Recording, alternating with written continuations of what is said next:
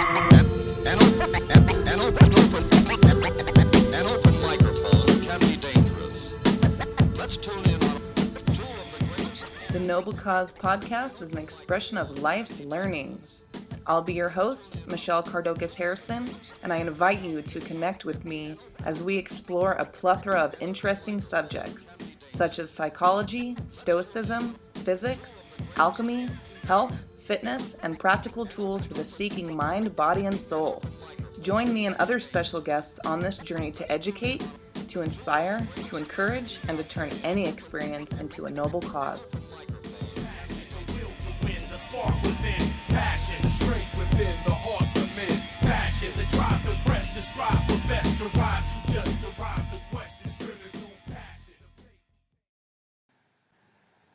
Hello, my people.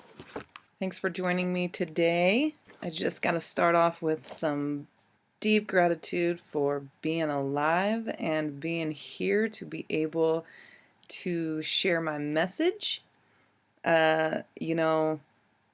Sometimes we feel like things are trying to take us out, but we're able to overcome and be stronger and better for it. So I'm grateful for my challenges and struggles, for they have made me stronger and wiser and better. I've had a little bit of time to take a break from some things, have some time to myself, some space to myself, which I am very grateful for.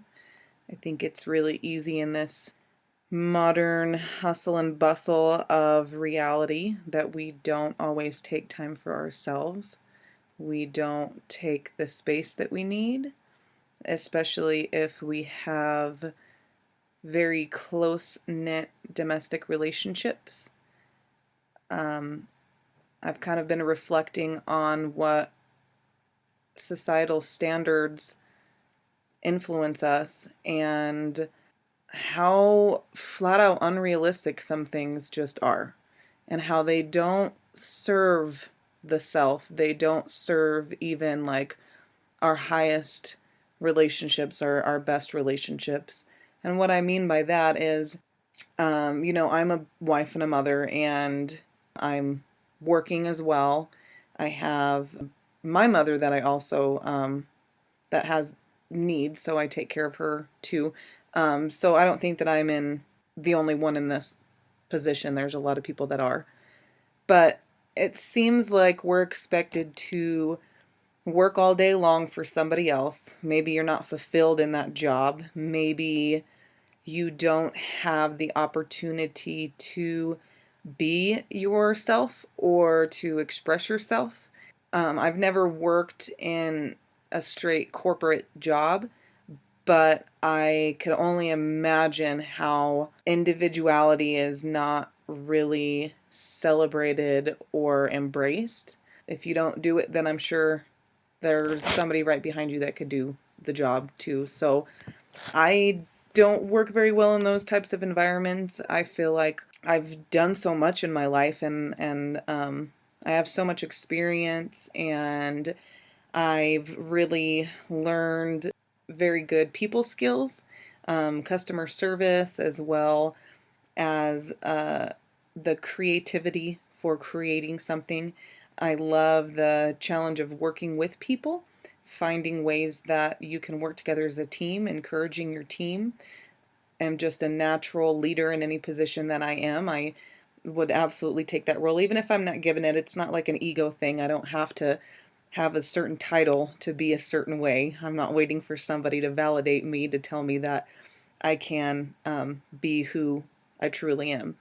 So in that setting, sometimes it's a challenge. All day long, you feel like you're kind of giving a piece of yourself bit by bit. Maybe you're not getting fulfilled. I mean, at the end of the day, we go to work for somebody else to get something called money. So that's where the exchange is. It might not be a positive exchange or a supportive exchange.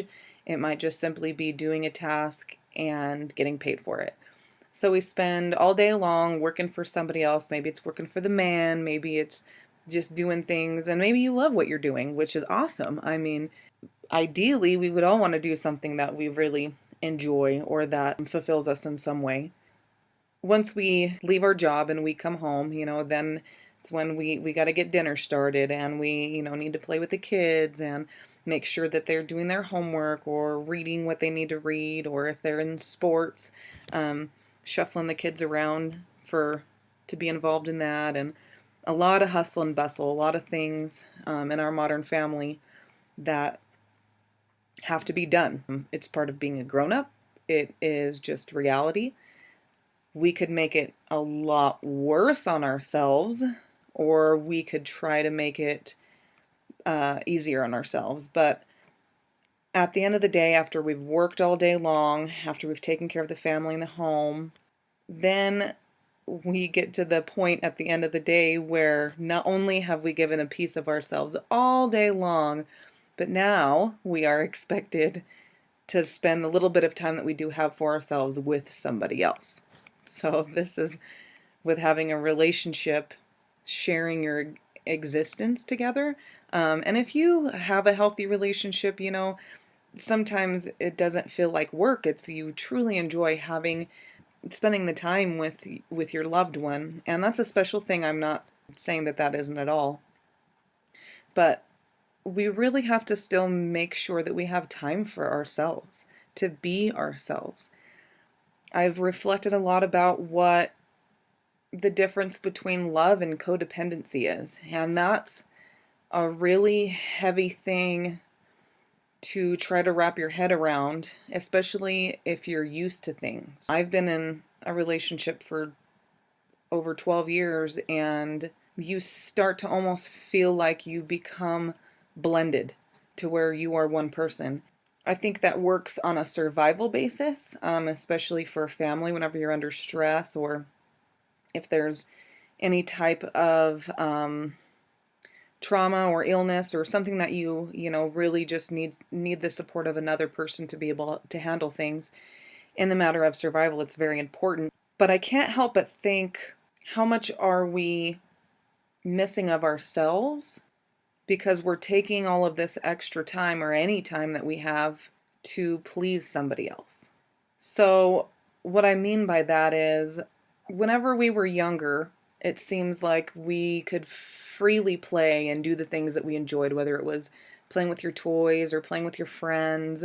You were able to do things that you enjoyed just because you enjoyed them. You didn't ask for permission. You didn't wait for somebody to tell you to do it. You just did it. Once you get older, it seems like we lose that a little bit. The expectations of the family or of society seem to sink in, and before you know it, you don't do those things that you enjoy anymore. I know for me, I am a creative, and I always have been. I love to read, I love to write, I love to draw, sing, obviously, do podcasts. I love communicating, I love expressing myself, I love teaching. There are so many things that I truly enjoy that I do believe is a part of my purpose and a part of this path that I'm on. And it would be very easy for someone like me to kind of just put that stuff on the back burner and do the day-to-day and get caught up with that. Maybe it looks more like binge watching a Netflix show with your spouse instead of finishing that art project that you really want to finish. Or maybe you have other relationships or friendships in your life that really fulfill you. I know that I have different friends that are very individual in their own way, and so sometimes I really enjoy having conversations with people that maybe are a little bit more on my level, or things that I can learn from other people, having those conversations. So all of that's important, whatever it is to you. Sometimes maybe it's just taking your time to be quiet, be still, feel what it feels like to be you in your own body. Feel your sensations, recognize your senses, get down to your breath, get down back to your body and to who you truly are, because we seem to blend. It's expected to us that we just blend with everything, that we're not allowed to be an individual. For me, that has been super important. Some of the benefits that I have noticed from taking the time for myself is I don't have to seek as much validation from outside of myself. I'm the type of person that my love language is definitely like positive affirmations. So I love hearing that I'm doing a good job, or I love just being honored and recognized. And I try to do that too for other people. I really do appreciate that coming to me. So I really do try to put that out as much as I can to other people if they've inspired me, or if I feel like they've just done something really well, especially people putting themselves out there. I don't think that we have enough credit given to the ones that are willing to take a risk, even if it's just for something fun, you know? It doesn't have to be serious, but a lot of people don't have the courage to take a risk because they're so scared of failure that they never even end up taking that first step. And then they're the people that jump off a cliff, or people like me that terrified the entire way down, but I'm not gonna let it stop me from moving forward in my life, because ultimately I want to grow and I want to learn and I want to get better.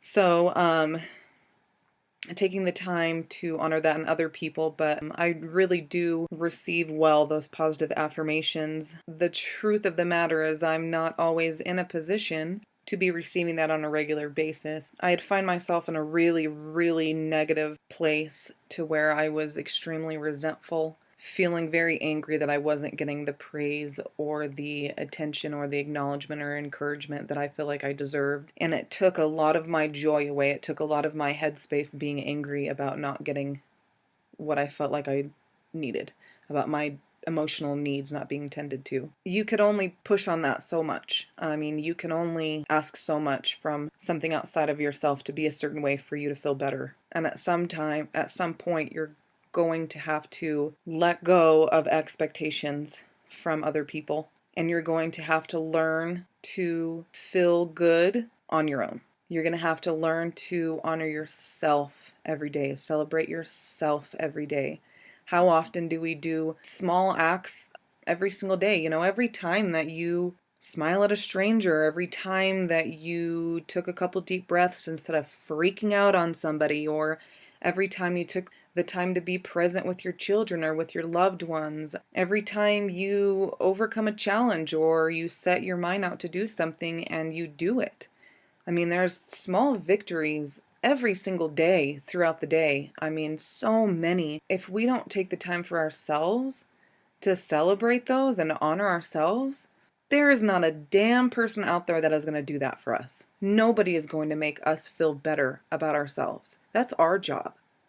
And it sucks sometimes because you really want someone to recognize you and you really want someone to see you. If that's your motivation, if you feel like you can only be happy if you have that, then you're limiting yourselves. You are putting your happiness in the hands of someone else outside of you.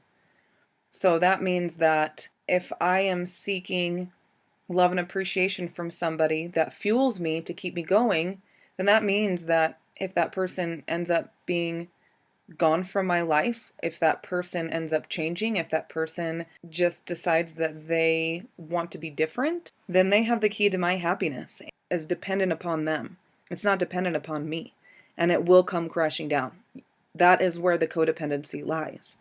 It lies within, I feel good about me as long as you're here with me. Or another way that codependency comes up is sometimes it's needing somebody to be there for you or needing somebody to be there for.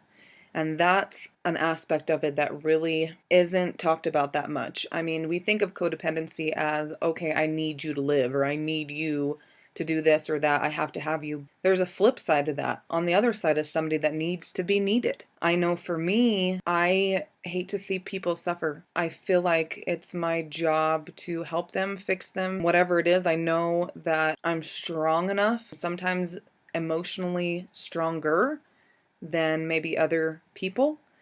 So I've been the one to carry the load, or I've been the one, I know it's come up countless times in my relationships where there's a part of me that wants to give up, but I dig deep and I say just one more time, just one more time, just one more time. I keep on moving forward and I try to make it work. I try to figure it out.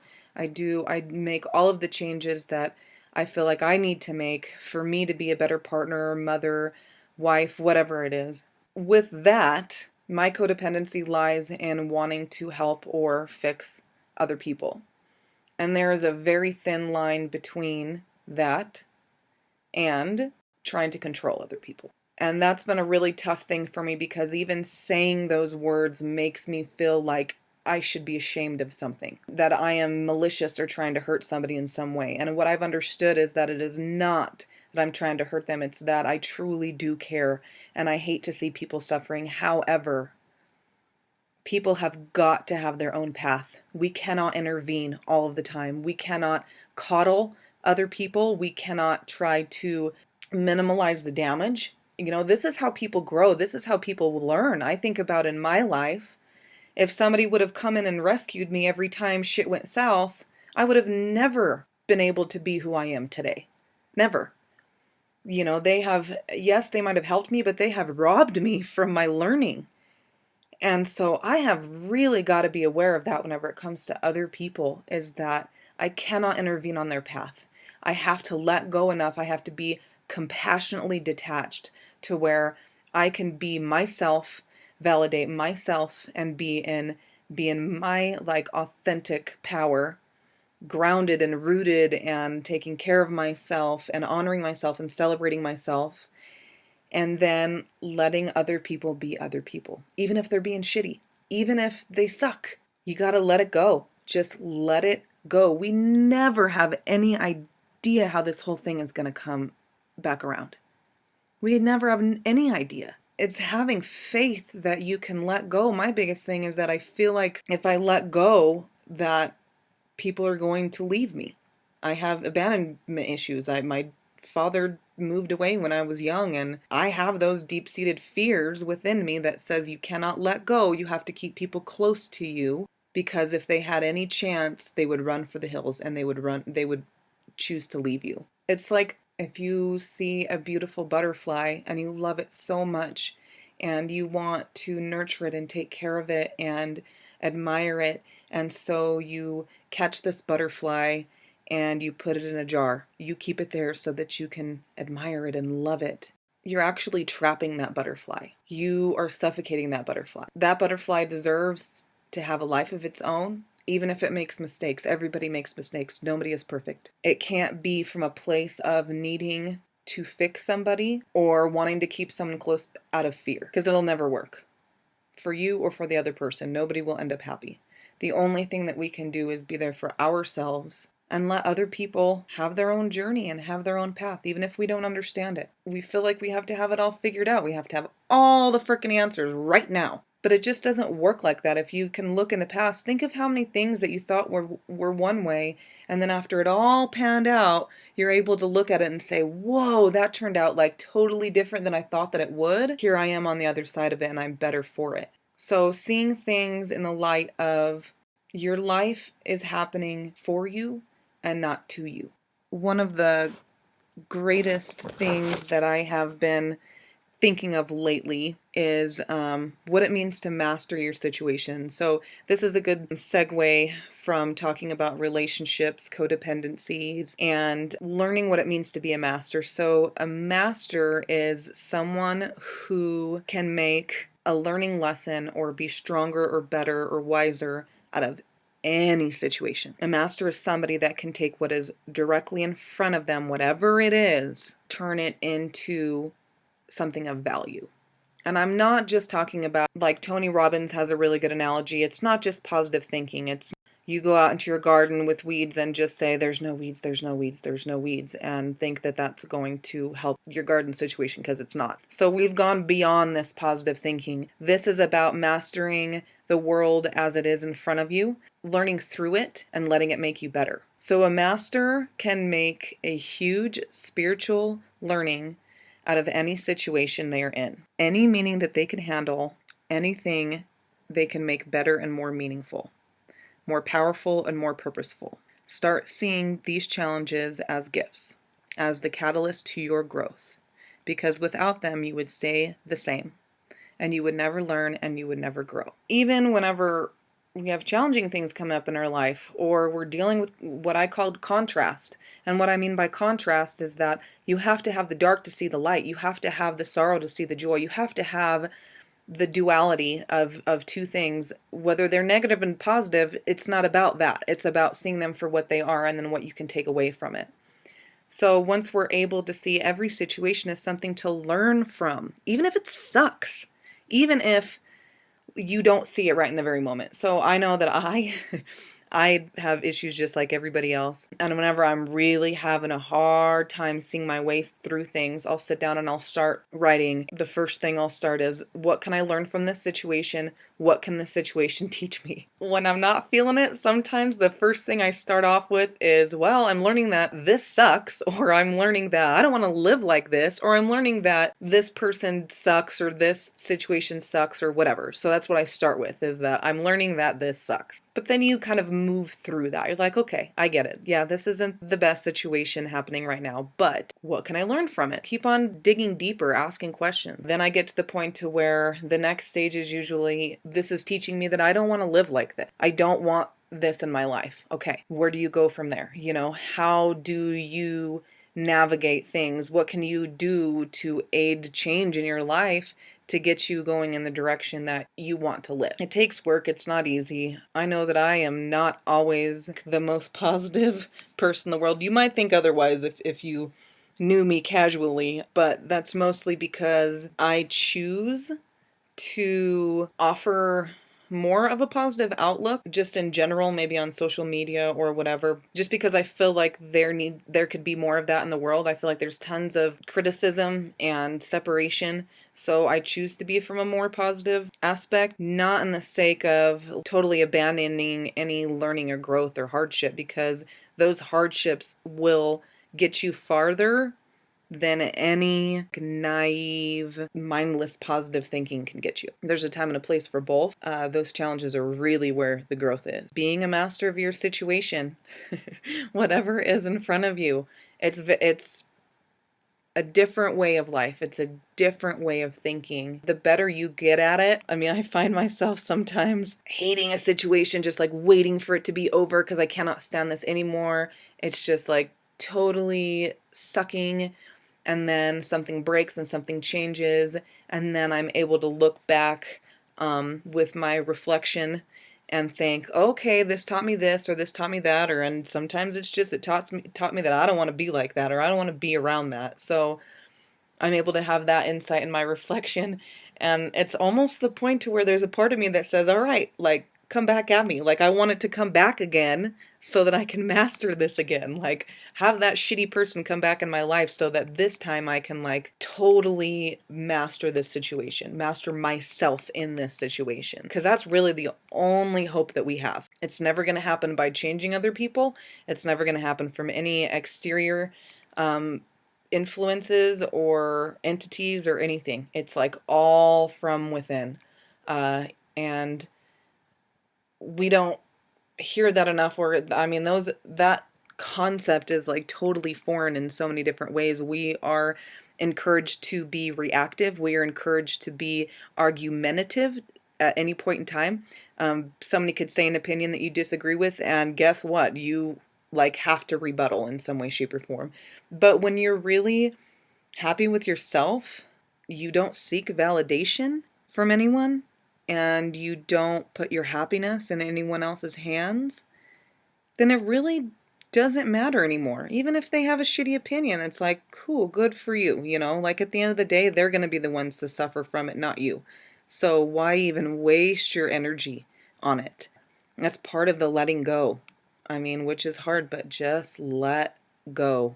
Let them be who they are. Let them have their journey. Don't intervene. Just take care of yourself. It's important that we are respectful to each other as human beings, and that sometimes can just be the bottom line. Just the bottom line is being respectful. You don't have to like people. You don't have to love people. We do have to learn how to respect each other, absolutely, and also expect that respect back. And that's where, I struggle with that as well. I have to be super clear with my commitments and also with my boundaries. So if I'm committed to being respectful, if I'm committed to certain aspects to make things easier on the collective, then I'll stay true to those commitments. If somebody chooses that they are going to disrespect me or I find myself in the situation where because I put myself out there, I'm an easy target. So people, it's easy for them to focus on me than it is to focus on themselves. And I'm guilty of that as well. Like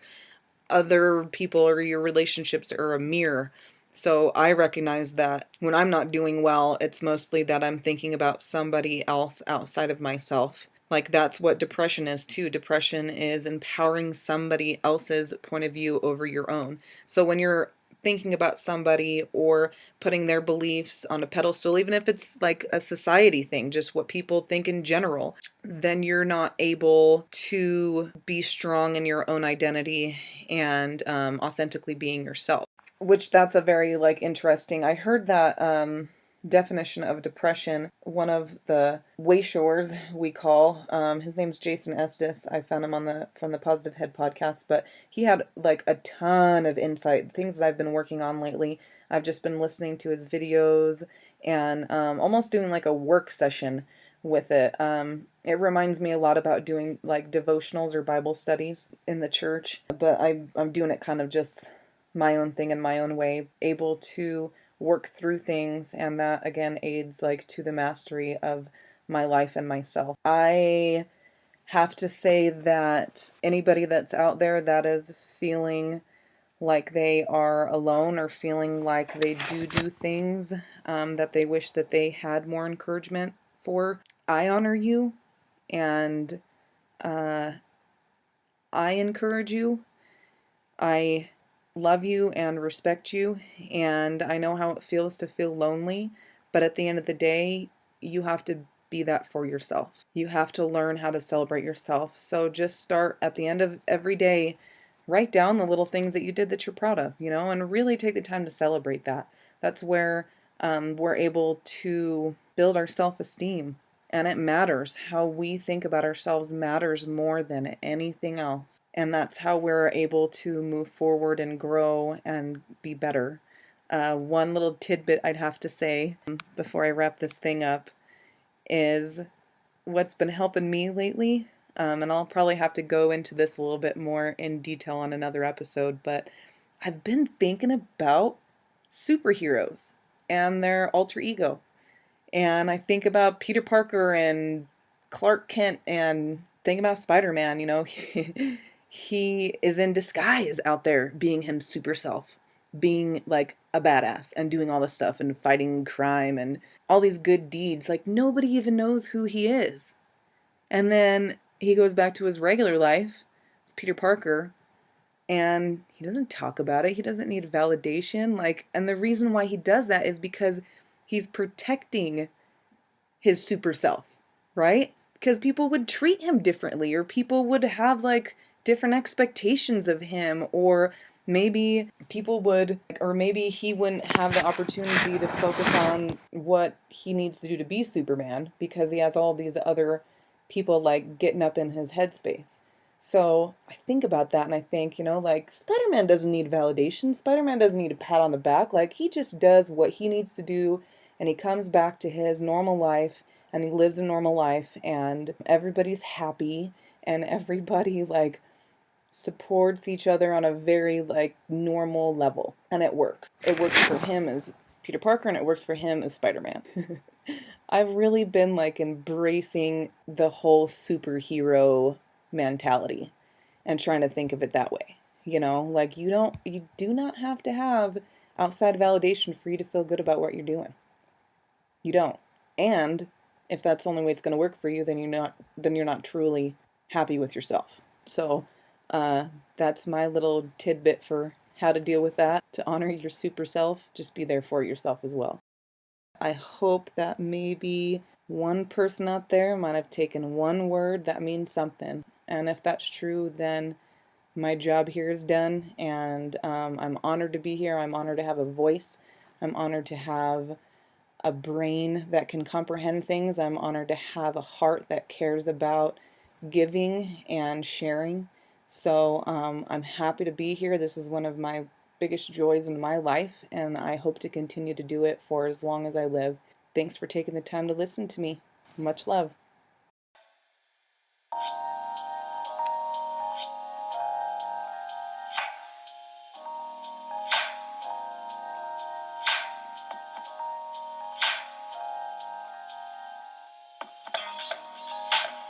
Thank you for taking the time to tune in to the Noble Cause podcast. It is a great joy and honor to be able to connect with you. If you feel this episode, or if you can think of someone that can benefit from it, share it with them. You could also leave me a review, like the Facebook page The Noble Cause, or hit me up at thenoblecausepodcast@gmail.com. I love connecting with new people, sharing ideas, and keeping the flow of conscious energy so that we may continue to be inspired, interested, and interesting. I hope this transmission has served your highest good, and until next time, much love to my people.